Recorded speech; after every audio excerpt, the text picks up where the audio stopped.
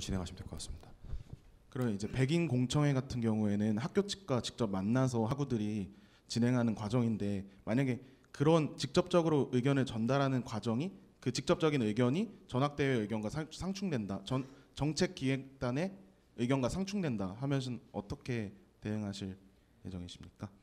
상충되는 부분이 있을까라고 생각을 하면 너무 사실 책임감 없는 답변이겠죠. 그렇지만 만약에 상충되는 부분이 있다면 사실은 전학대회라는 게 홍익대학교 내에서는 1년에 사실 한 2번 열리죠. 1학기, 2학기 이렇게 2번 열리는데, 그게 아니라 좀 이제 긴급 전학대회나 아니면 그런 것들을 사실 열어서 할 수도 있는 것 같아요. 그 과정들에서 이렇게 논의가 되는데 결국에는 이러한 방식으로 해봐야 되지 않을까.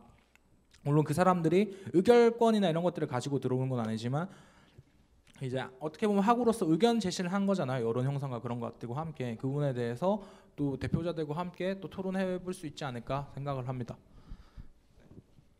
그래서 전학대회랑 상충하는 부분에 대해서는 만약에 상충한다면 결국엔 사실은 회칙상으로 하면 부결이 되겠죠. 부결이 되면은 결국에는 이제 일사부재리의 원칙에 의해서 다른 학대 개선 운영위원회나 학대 개선이란다. 이제 학대 운영위원회나 아니면 전학대회를 다시 열어야 됩니다. 물론 힘들기는 할 거라고 생각을 해요. 그렇지만 그게 이제 옳은 방향으로 가는 거라면은 여는 게 사실 맞다고 생각을 하고요. 이제 실제로 그렇게 이제 작동하는 학교들도 많이 있고, 그렇지만 지금 관점에서는 이제 엄청나게 상충할까라는 생각이 듭니다. 그래서 단과대별로 싸운다. 물론 현실적으로 이제 일어나고 있는 상황이긴 합니다. 그런 부분에 대해서.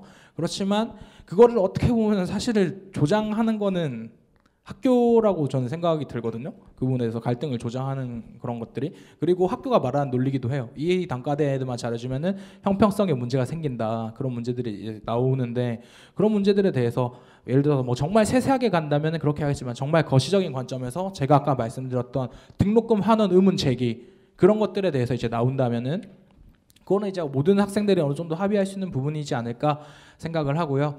어쨌든 이제 지난한 결국엔 저희가 이렇게 이걸 강조하는 이유는 뭐냐면 협치와 협의를 강조하는 거예요. 그 과정에서 참여자들의 목소리를 내고 거기서 합의하는 과정들이 중요하다라고 하는 거기 때문에 이 정책을 가져온 거고요.